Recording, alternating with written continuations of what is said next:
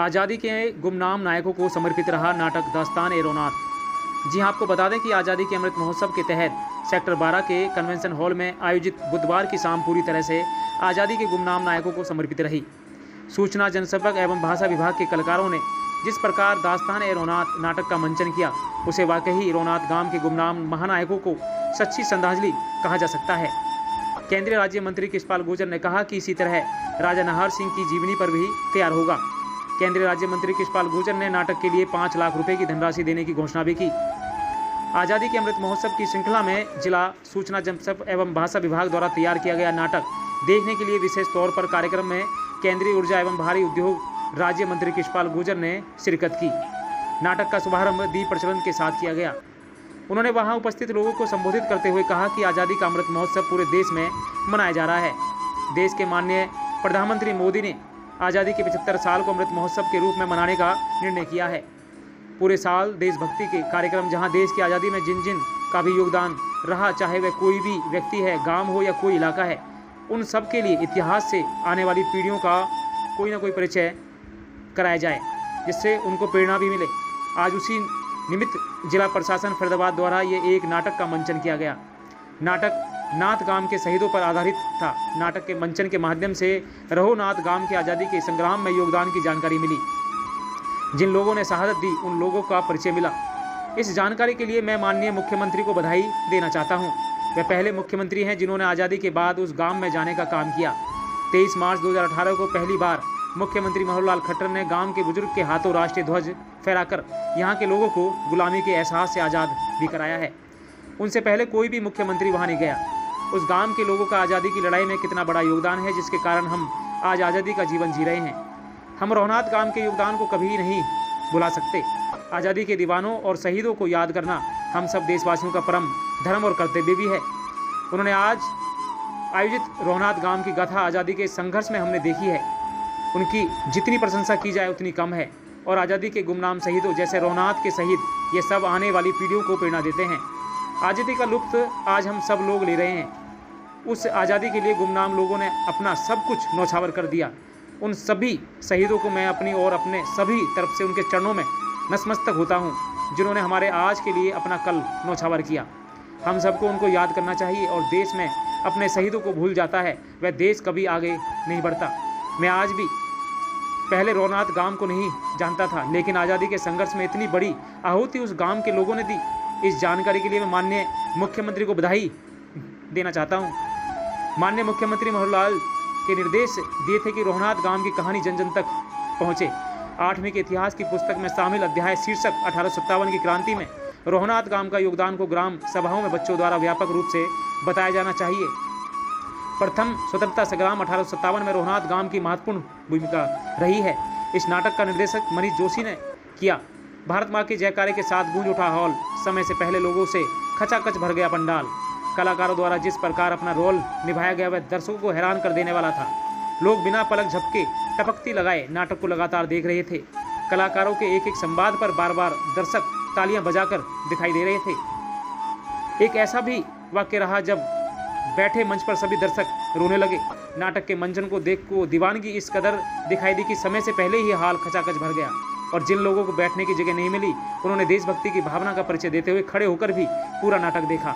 इतना ही नहीं, नाटक के बीच में कई बार दर्शकों ने जय माता की जयकारे, जय हिंद, जय भारत के जयकारे लगाते हुए देशभक्ति का परिचय दिया। दास्तान-ए-रौनाक को देखने के लिए कल बड़ी संख्या में लोग पहुंचे।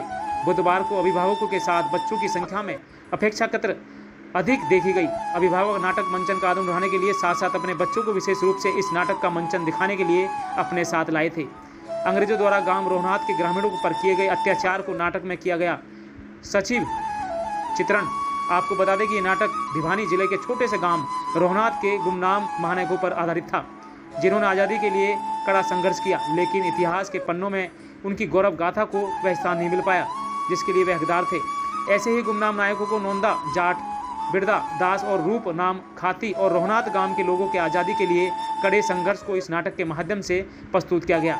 इस नाटक में रौनाक गांव की क्रांति के साथ अंग्रेजों की कूटनीति, चालों, डिवाइड एंड रूल पॉलिसी, अंग्रेजों द्वारा किए गए अत्याचार सहित कई अन्य महत्वपूर्ण तथ्यों को प्रस्तुत किया गया था।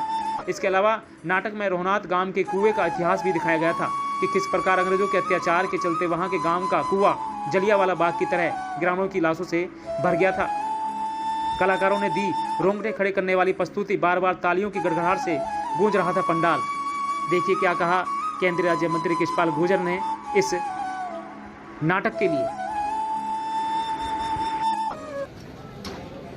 धन्यवाद सर। सबसे पहले मैं आदरणीय एमपी साहब का धन्यवाद करूंगा कि हमारी छोटी सी रिक्वेस्ट पे सर आप आज इस नाटक के मंचन के लिए आए। बहुत बहुत आपका धन्यवाद। मैं अपनी पूरी टीम डीआईपीआरओ ऑफिस की, एसडीएम ऑफिस की, सीटीएम ऑफिस की और सभी जो हमारे बच्चे या दर्शक जो भी इस नाटक को देखने के लिए आए हैं उनका भी धन्यवाद करूँगा। आज़ादी के 75 साल का अमृत महोत्सव जो पूरे हिंदुस्तान में मनाए जा रहे हैं, ये प्ले हरियाणा सरकार द्वारा अलग अलग डिस्ट्रिक्ट में किया जा रहा है ताकि लोगों को हम सांस्कृतिक कार्यक्रम से, एक्स्ट्रा करिकुलर एक्टिविटीज से या नाटक क्या होता है या बाकी चीजें जो हमारी धरोहर है हमारे देश की, उससे जोड़ पाए। तो पुनः आप सभी का आने का बहुत बहुत धन्यवाद और अब नाटक देखते हैं। Thank you. देखिए, अभी आज़ादी का अमृत महोत्सव पूरे देश में मनाया जा रहा है। देश के यशस्वी प्रधानमंत्री आदरणीय मोदी जी ने आज़ादी के 75वें साल को अमृत महोत्सव के रूप में मनाने का निर्णय किया। पूरे साल इस तरह देशभक्ति के कार्यक्रम, जहां देश की आज़ादी में जिन जिन का भी योगदान रहा, चाहे वो व्यक्ति हैं, गांव हैं, इलाके हैं, उन सबके इतिहास से आने वाली पीढ़ियों को परिचित कराया जाए, जिससे उनको प्रेरणा मिले। आज उसी निमित्त फरीदाबाद जिला प्रशासन द्वारा यहाँ पर एक नाटक का मंचन किया गया। नाटक एक हरियाणा के उस गांव से रौनाथ के शहीद, उस पर आधारित था। उसने बहुत अच्छा मंचन किया, बहुत हम सब लोगों को प्रभावित किया। और जिस गांव का इतना बड़ा योगदान आज़ादी की इस लड़ाई में हो, उसकी जानकारी मिली।